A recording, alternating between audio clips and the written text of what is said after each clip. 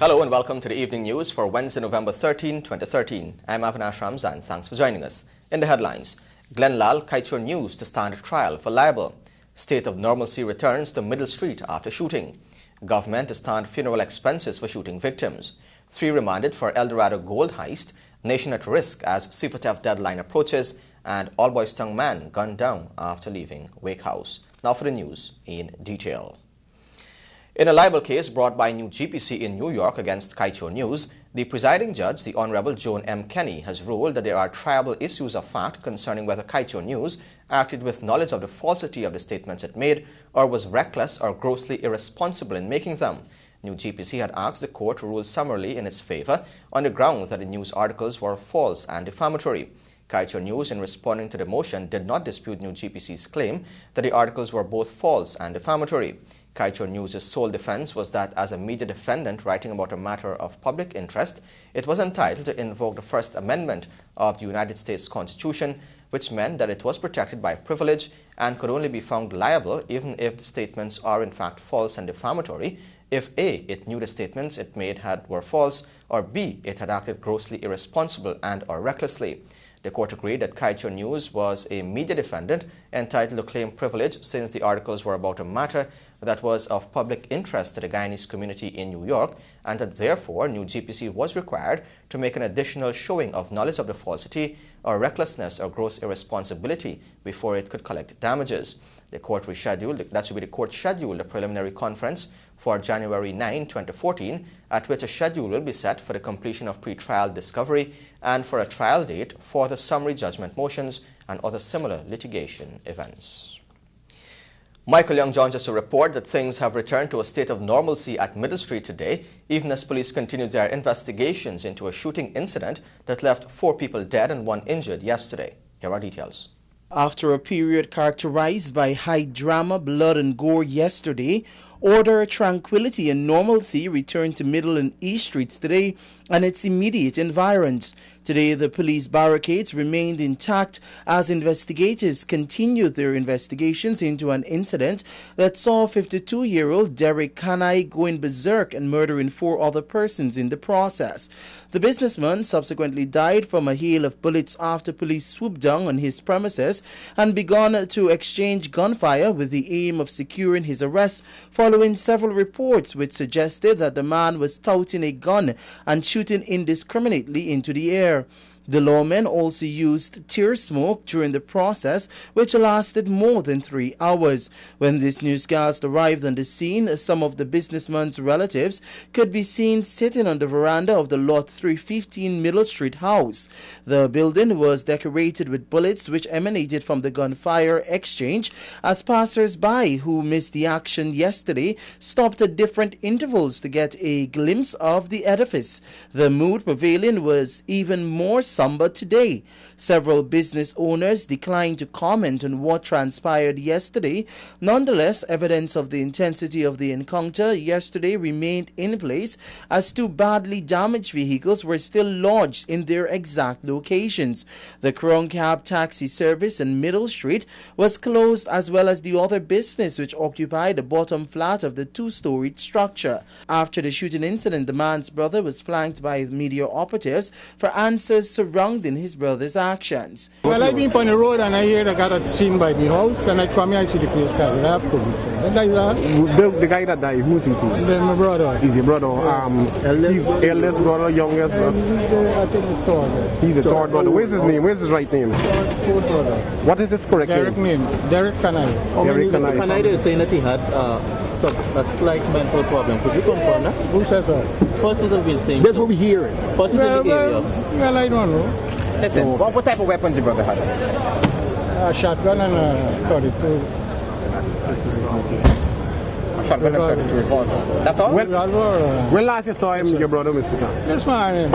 Oh, okay. And what type of business? What type of business he was doing? They mining and building a place in Bath. Yes. So what you think would drive him to this? What do you think drove him? Trying to tell you, I don't know. The last thing you heard for, do you heard any problem with him, his family? Any family member, a wife, or he anybody would have had any problem? No. Some lady you might know, you know. I think he had. One more thing, what you heard? He shot himself, the police shot him? Well, the police tell me them I know. I wasn't here and I know. They tell me they know. Because how old is your brother? 52. But 52. Okay. Thank you. Right. You don't know. I asked the police to shoot himself. And the commander said they don't know. Additionally, a key eyewitness shared details of how the businessman inflicted his assault. We named by coming to me, right? But tell me something. And when he passed here, they were pushy. Right? And they were coming by me throat. So it's a man that we all want to him. I mean, you know. The person who got shot? Yeah. Tweezed by your throat? Yeah. He's speaking on my throat. And I quit right? After, and I quit right? Fatma get a Fatma said, we watch what the map of my man do. Yeah, turn to Fatma. And he makes a bam, bam. And Fatma turns to say, she want to get knocked by. I said, man, this man going mad. And he makes a bam again. And I push 5 feet like this, right? And he don't apart between the two wheels. And she, the girls come in, she start hello. Right, so 5 feet on, she come outside. And she run at the back. And she run it like he gained in that shit. She get frightened. We should country she wanted that. We should was his fair body.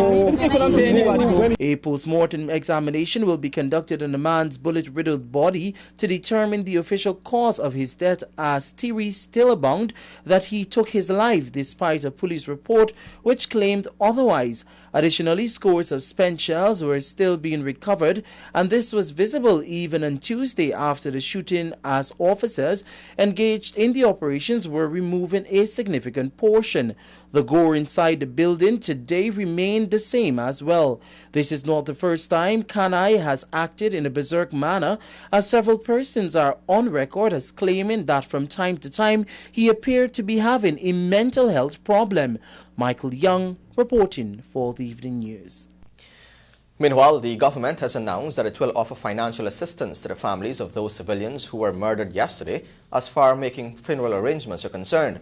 The Ghana Police Force is also expected to stand the burial expenses for the 2 policemen who were cut down while on duty. The Minister of Human Services and Social Security, Jennifer Webster, said that social assistance will also be offered to the families, as she expressed the administration's deepest sympathy following the incident. Webster, along with several other senior ranks, this morning visited the home of Lance Corporal Michael Ford, where they spoke with his mother, Claire Victorino, and other relatives. Other visits were made to the families and relatives of 71-year-old Hugh Alexander Paul, Constable Sherwin Panslet, and Vanessa Vivehouse. Post-mortem examinations will be done on the 4 victims on Friday. And the families of the 5 persons who died on Tuesday afternoon during a standoff between businessman Derek Kanai and the police are in disbelief over the loss of their loved ones. Let's find out more in this report. Those killed include 2 police officers, 2 employees of the Crown Cabs taxi service in Middle Street, and the shooter, Derek Kanai. Constable Sherwin Panslet of Jerry West Demerara and Lance Corporal Ford of Ayfield Sapphire were shot and killed in the line of duty during the standoff with the shooter. 35-year-old Panslet was shot to his head, while Ford sustained gunshot injuries to his stomach. The wife of Panslet was crying uncontrollably after being told of her husband's death.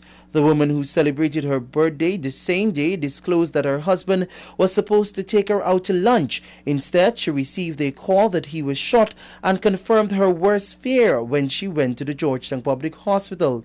She said he was a dedicated officer who loved his job. The distraught mother of 24-year-old Ford could not accept the loss of her only son. The woman fainted several times as relatives and close friends tried to console her. She recalled that her son had called her earlier in the day, telling her that he loves her and will see her when he returned home later that day. Meanwhile, the dispatcher of the taxi service, Vanessa Williams, 38, of North Rhineveld, was shot by the businessman in the building.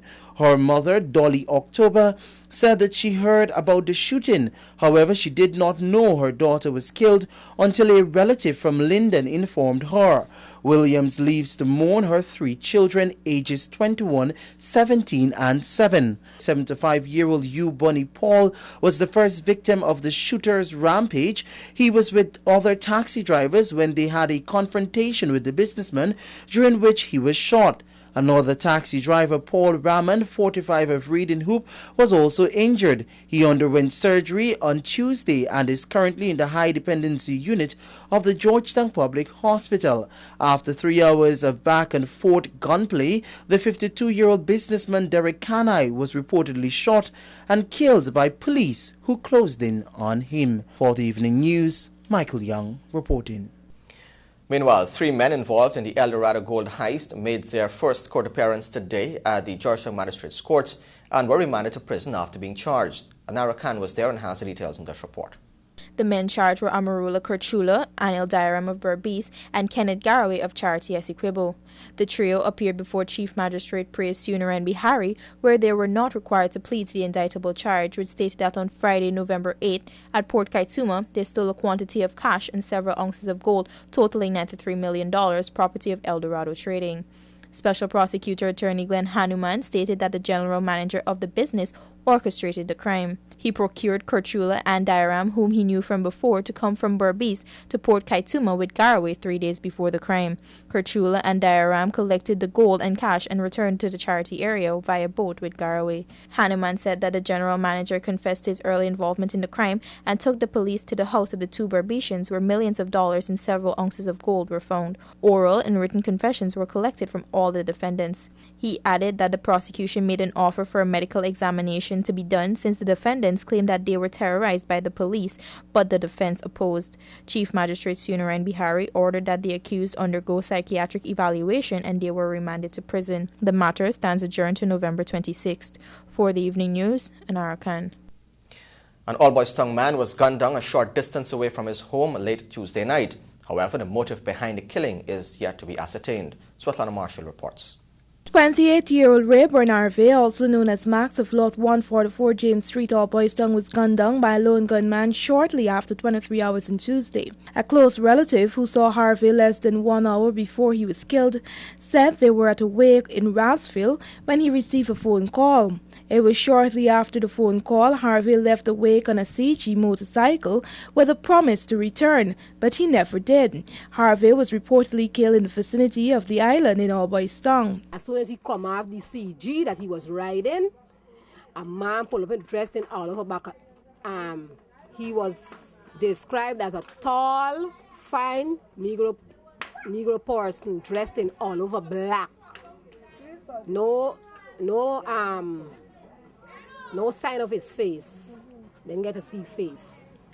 And he shoot him as soon as he come off the bike, because the person said it went, but a yard away, or let me average about 2 or 3 yards away from where this thing happened. He said he saw the person come out and fire a shot, and when Rayburn fell to the ground, he went over him and he fired off like about 6 to 7 bullets. After the gunman fled the scene, the eyewitness reportedly ran to Harvey's assistance. At the time, he was still alive. According to reports, he pleaded with the young man to call his family, but by the time they arrived on the scene, concerned citizens had rushed him to the Georgetown Public Hospital. He died hours after arriving at the Georgetown Hospital. Family members say they are at loss over the incident and could not pinpoint a possible motive. He leaves to mourn his wife and a 1-month-old baby. Reporting for the evening news, I'm Svetlana Marshall. More news still ahead. Stay tuned. You're watching the evening news.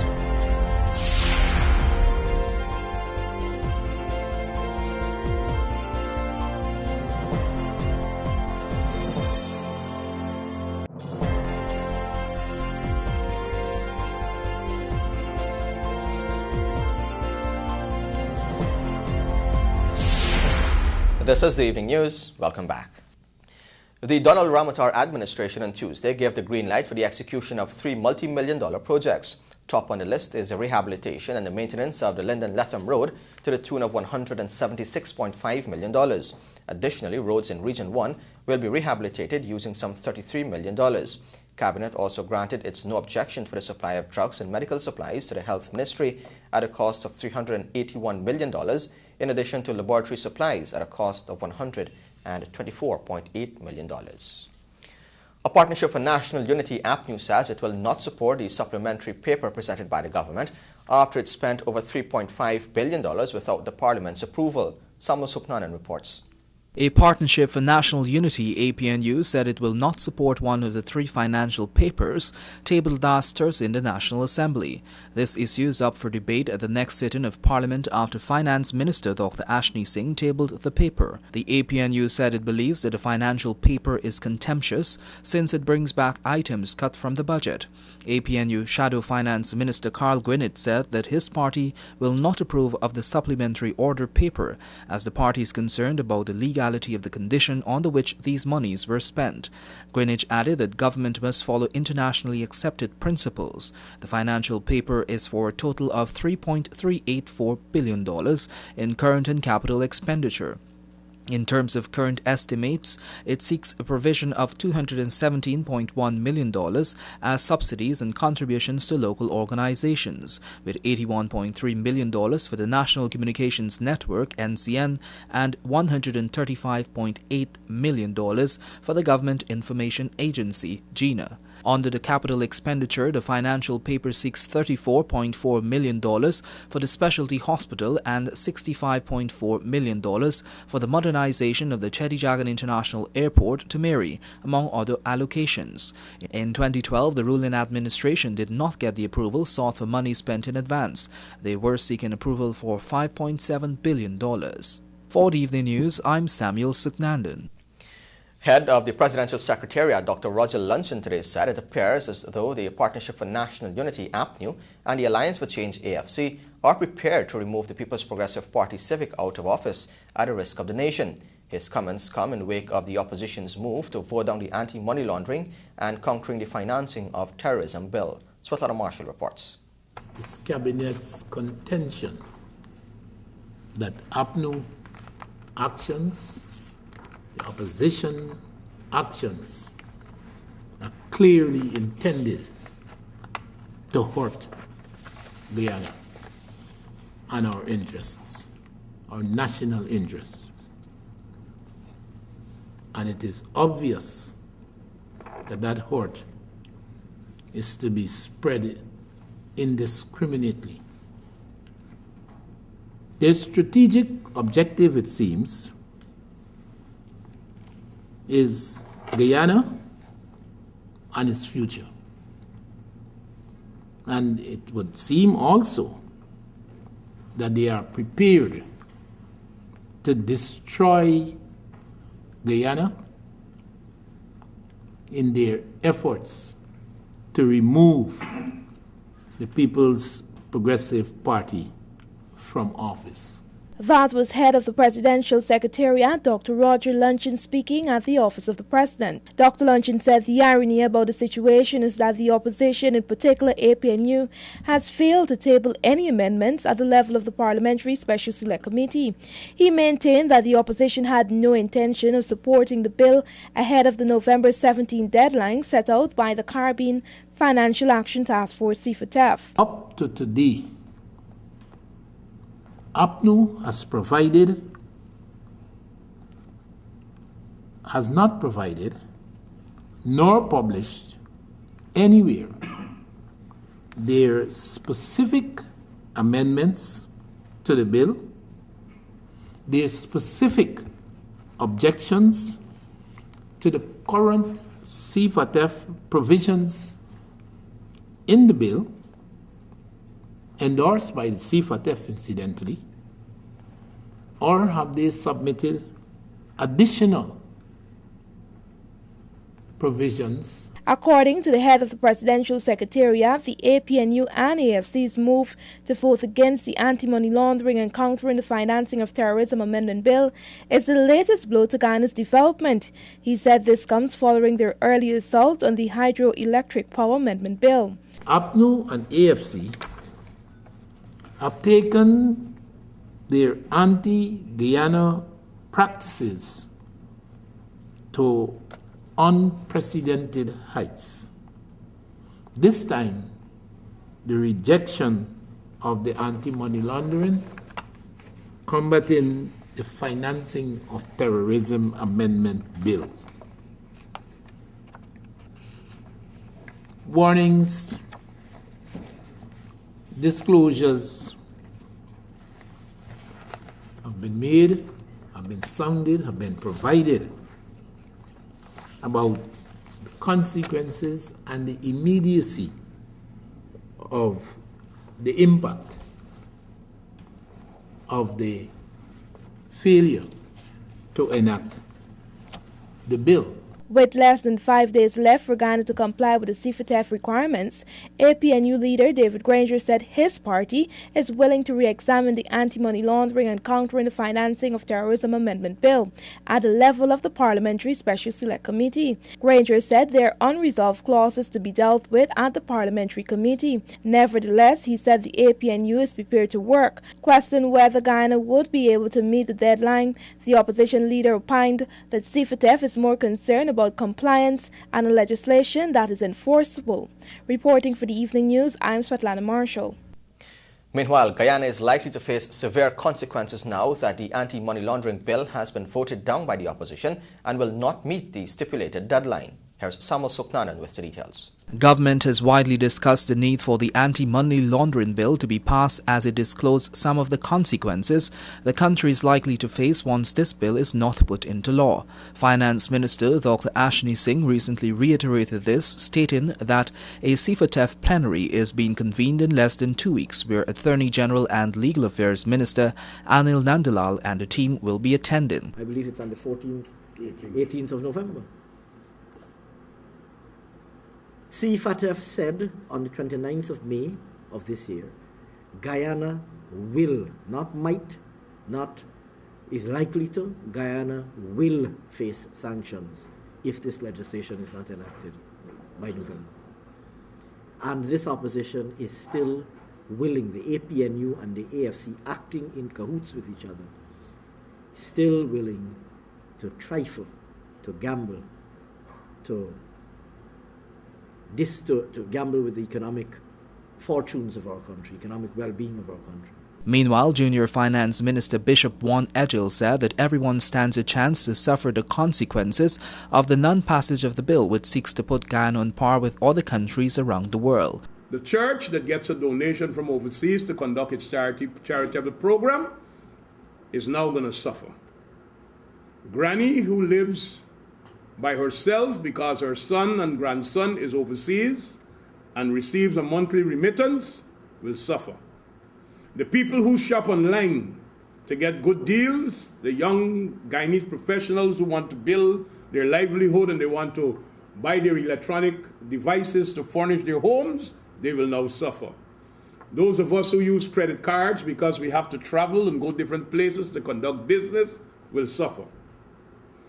The business sector will suffer. As a matter of fact, the cost of doing business will increase, which will also mean the price of goods and services will increase. Legal Affairs Minister Anil Nandalal also aired his views on the issue and said that the opposition had rejected support despite the debilitating consequences which lie ahead. So, the only other interest, therefore, that one is forced to conclude that the opposition is representing is the interest of money launderers and criminals. If you have rejected the entire country in their appeals, you have not uttered a single sensible reason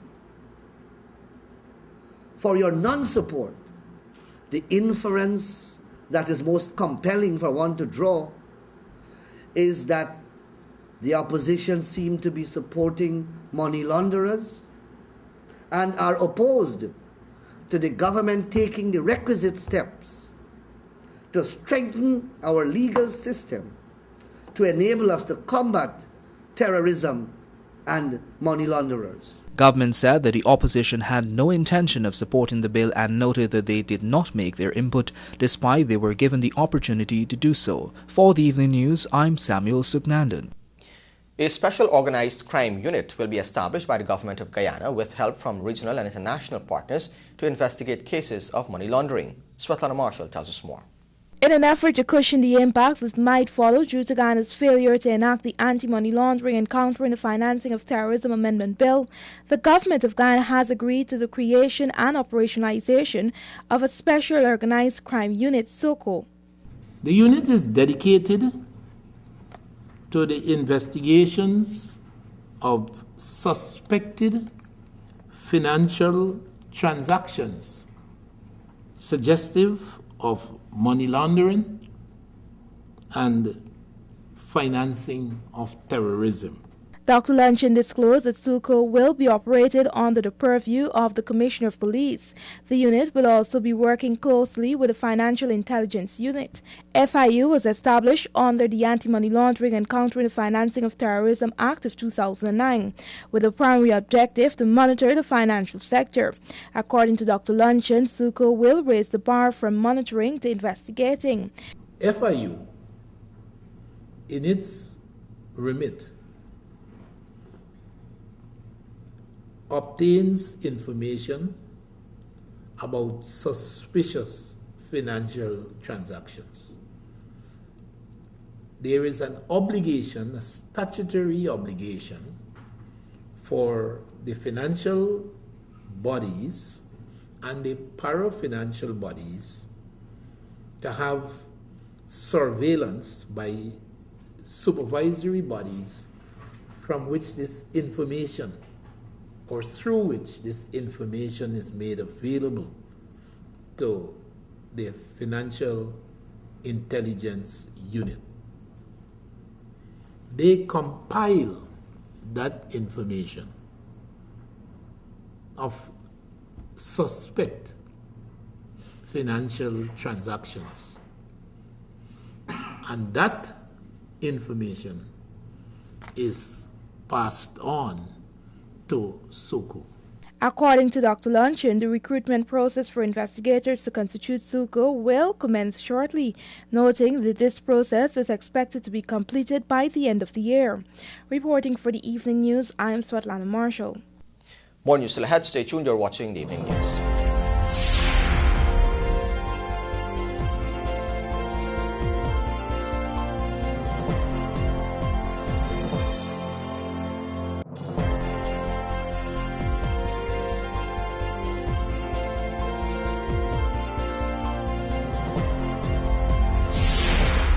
This is the Evening News. Welcome back. Guyana, in collaboration with the U.S. government and the CARICOM Implementation Agency for Crime and Security, will be hosting the 4th meeting of the Caribbean Basin Security Initiative, the CBSI, next week. The meeting, scheduled for November 18 and 19, will be held at the International Conference Center, Liliendale. According to a release, the CBSI was conceptualized at a meeting held in April 2009 in Trinidad and Tobago by the U.S. President Barack Obama at the 5th Summit of the Americas, where a multi-million-dollar package of support was announced to 8 countries in the Caribbean region to address crime and security in a holistic manner. The Joint Caribbean-U.S. Framework for the Security Cooperation Engagement is based on 3 pillars. The Caribbean-U.S. Security Cooperation Dialogue, at which meetings are held at least once per year at the ministerial level, the Caribbean-U.S. Security Cooperation Commission, which is responsible for monitoring the implementation of projects and related issues, and the ad hoc technical working groups that are required to meet as required. The Diabetic Foot Center of the Surrey Public Hospital will be hosting a health fair on Friday in commemoration of World Diabetes Day. Samuel Suknanan reports. Diabetes educator and nurse attached to the centre, Sureshmi Nanku, said the fair aims to make citizens more aware about diabetes and its complications. Nanku told this newscast that the fair will be held at the Annie Regina Community Centre ground and at least 7 booths will be on site. We're trying to raise awareness on diabetes complications, the risk, and make the general public more aware of diabetes in general. Special services will also be provided to persons at the fair. These include foot screening, blood sugar testing, blood pressure testing, and physiotherapy. The nurse said in the Essequibo region there are a high number of reported cases of persons becoming diabetic, and this is based on a number of factors. Every day you have a new patient coming in, and these could have been prevented with your lifestyle modification. diet and your exercising. So that is what we're trying to get over to the public. The fair, she noted, is one step in getting the message closer to persons in the SOCU region that diabetes is a dangerous disease. Nanku said it is very important to address the issue at the earliest stage, and this must start with health professionals getting the message out on diabetes. Nanku, with the support of the business community within the SOCU region and Radio Ghana Inc., were able to raise funds to host the health fair. The fair is just one of many the centre is planning to host throughout the country. For the Evening News, I'm Samuel Suknandan. In this report, we'll hear that the Campbellville Health Centre, in observance of World Diabetes Day, had a full day of diabetes awareness and care on Tuesday. World Diabetes Day will be observed under the theme Diabetes Education and Prevention on Thursday. As part of activities to mark the event, the Campbellville Health Centre put on an exhibition and education awareness program on Tuesday. The health centre had presentations on diabetes awareness and care in diet, food, and medication. According to Nurse Cameron, having a balanced diet is very important for diabetes patients. She encourages 6 portioned meals of 1,800 calories per day. Because what happens most times to diabetic patients, when we talk about diet, they believe that it's starving yourself. Diet is not starving yourself, it's just being having portion-sized meals more frequently. Right? And what usually happens when you go to bed, the blood sugar count will go down because remember the body's metabolism would be working up to digest what you would have eaten for dinner. Right, so that's taking the sugar down a little bit more. And if for a diabetic person, if the sugar goes down too much, they can go into hypoglycemia and end up in a coma. So to avoid that, we encourage them to have something just before they go to bed, which is a glass of milk or probably a glass of fruit juice. Right, so they keep the sugars up until the morning hours.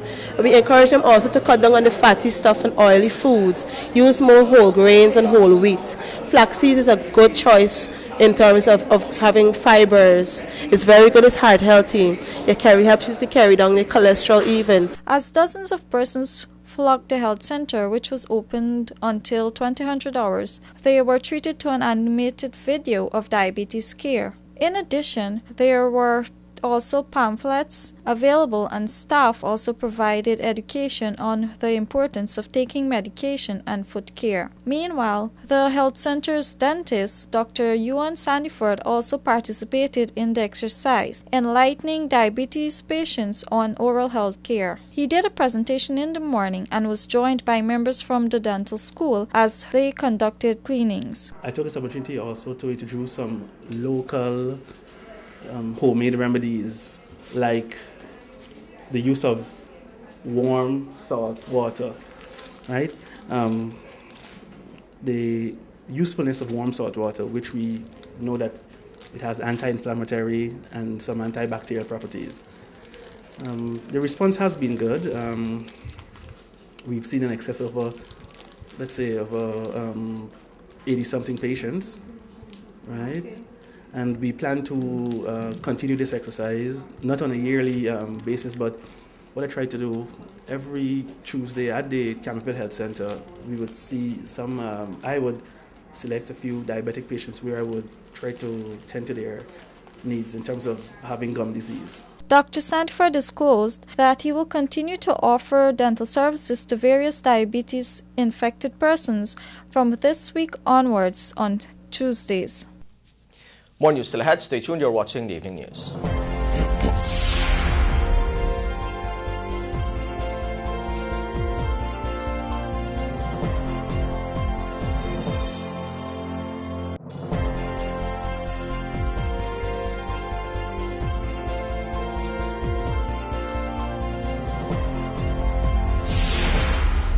This is the Evening News. Welcome back. The police are investigating the theft of a quantity of IT equipment from a storage room at the Citizens Security Program Ogle East Coast Demerara office. According to a release by the Home Affairs Ministry on Saturday last, a quantity of IT equipment, including computers and related equipment, were discovered missing from a storage area at the office. Some of the equipment was earmarked for the new forensic laboratory. The Guyana Defence Force is currently conducting investigations into the matter, the release added.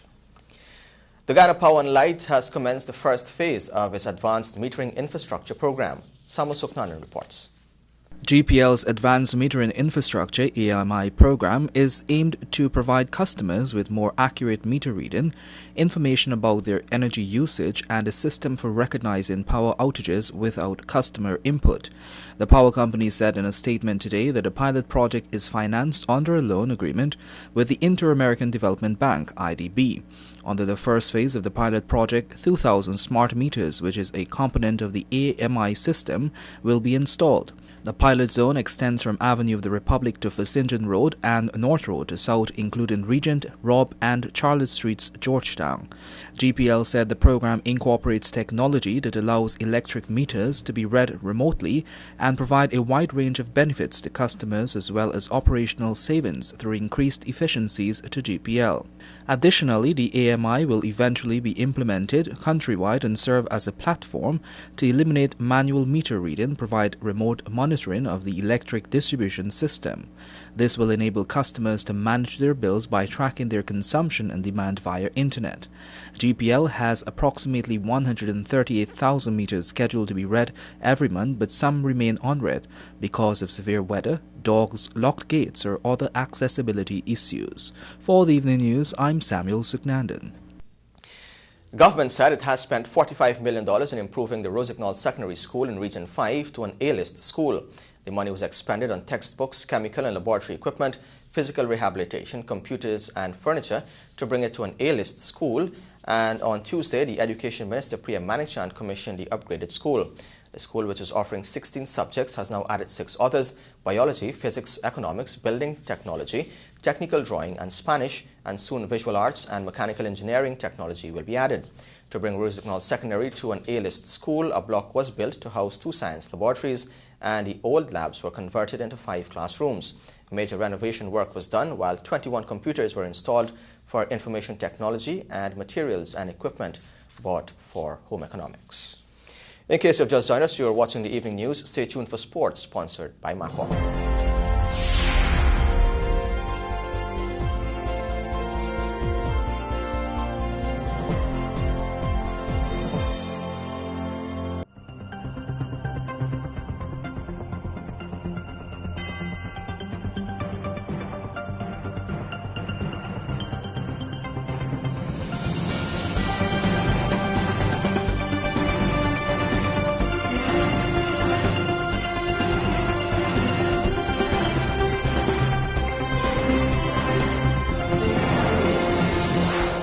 Welcome back to the evening news. Now for a look at sport. In the headlines, West Indies and India face off in second test. 5-stage Ride for Life 7 pedal-offs tomorrow, and police ahead after first day of Inter-Services Athletics Championships. Now for the details. We saw our cricket news. Sachin Tendulkar's glittering international career comes to an end in his home city of Mumbai as India face the West Indies in the second and final test of their series, commencing at 23 hours 30 this evening. Here now is a special video package we've prepared as Tendulkar enters his emotional farewell. Almost exactly 24 years to the day since he made his debut, Sachin Tendulkar will pull the curtain down on a glittering career in cricket. The batsman is set for an emotional farewell when he plays his 200th and final test for India against the West Indies. And Tendulkar has been reflecting on a career which boasts just about every batting record. To play for India has been truly memorable one. I think every step was different and every tour required different kind of preparation. Once again, thank you very much for all the respect, all the care, all the love that you've showered me with. I really appreciate, not just this evening, but last 24 years. Thank you very much.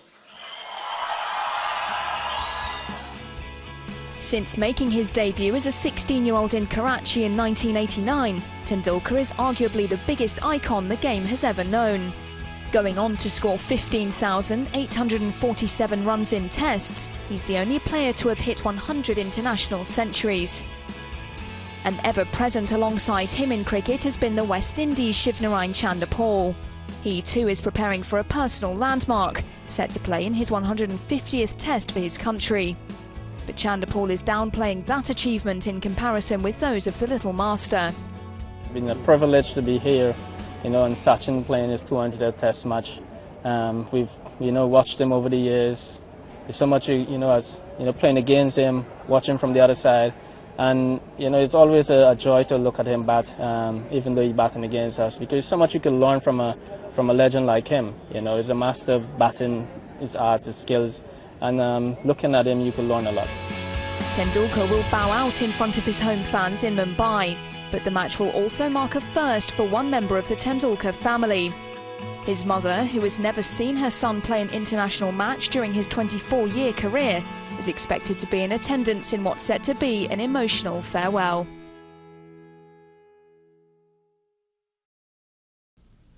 The 7th annual 5-state cycling meet pedals off tomorrow in Berbice. Earlier today, the star-studded cast of riders and officials were given a motivational speech by Sport Minister Dr. Frank Anthony just before they departed to Karivaton, where the first leg will start. Rajiv Bisnot reports. Over 70 starters will face the line for the 7th edition, and what makes the event interesting is the fact that the roads are way improved, which lends itself to the possibility of all the stage records and overall record being broken. The opening stage will start at Corverton at 7:30 hours and end at New Amsterdam, while stage 2 will also be held on Thursday from Rossignol to Georgetown from 1400 hours. Meanwhile, at the send-off from the Ministry of Culture, Youth and Sport on Wednesday, Subject Minister Dr. Frank Anthony said his ministry has been a part of this race since it started, and he's pleased at the manner in which it has progressed. He charged the riders to improve on last year's performance and at the same time demonstrate discipline among themselves and stick to the rules. We want to say a big thank you to the Ministry of Health and thanking them for the continuation of support. To the Cycling Federation for the technical help that they have been giving, and we want people to abide by the rules. Without rules, you'll have chaos out there. We know that some people would like to ride along and to do various things. We are telling people to avoid that because it can impinge on people's safety. So follow the rules.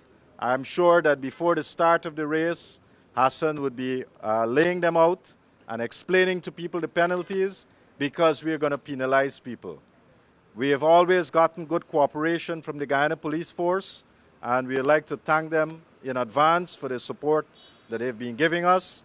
And we expect that this race would be one that is free of any accidents. Stage 3 will take place on Friday from Wales to Purika from 9 hours, while the penultimate stage will be contested from 7:30 hours the following day from Supernam to Sadi. The 5th and final stage will commence in Linden at 8:30 hours and finish on Homechurch Avenue, Georgetown on Sunday. The Ghana Police Force jumped ahead on points after the first day of the Inter-Service Athletics Championships on Tuesday, which was held at the Police Sports Club ground of Larry. Tristan Joseph witnessed the action and has the details in this report. The police men and women tallied 98 points to finish comfortably ahead of their main rivals, the Guyana Defence Force, who tallied 71 points after the first day of action. City Constabulary, Prison Service and the Fire Service are all closely bunched together, as either of the three has failed to tally more than 15 points. Meanwhile, in track and field action, Cleveland Ford ran away with the men's 5,000 meters, topping Nathaniel Giddens, who finished second, and Tyshawn Bentic, who got third. Janella Jonas won the female 3,000 meters, outrunning GDF's Carlita Atkinson to win the event. Tracy Moses out of the police force won the female long jump with a leap of 5.29 meters, while Cindy Fraser finished second with a jump of 5.26 meters. Tandika Burgess completed a sweep for the police women with a jump of 5.23 meters. The preliminary rounds also got underway with Olympian Winston George dominating the men's 100 and 400 meter heats, as the event will conclude on Friday at the Eve Leary Sports Ground. And with that, we've come to the end of sport. Of course, you can find these stories and more in tomorrow's edition of the Guyana Times. And here's an invitation to join us on TVG Channel 28 and on Radio Guyana Inc. 89.3 in Essequibo, 89.5 in Georgetown Environs, and 89.7 in Berbice and in Unicary, Suriname. Stay tuned. Your Bridge reports are next.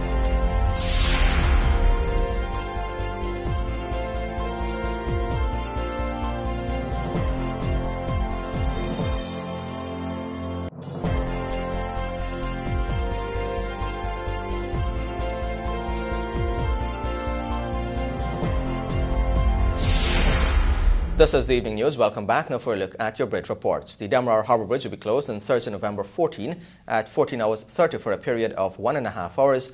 And the Berbice River Bridge will be closed on Thursday, November 14 at 14 hours 5 for a period of 1.5 hours.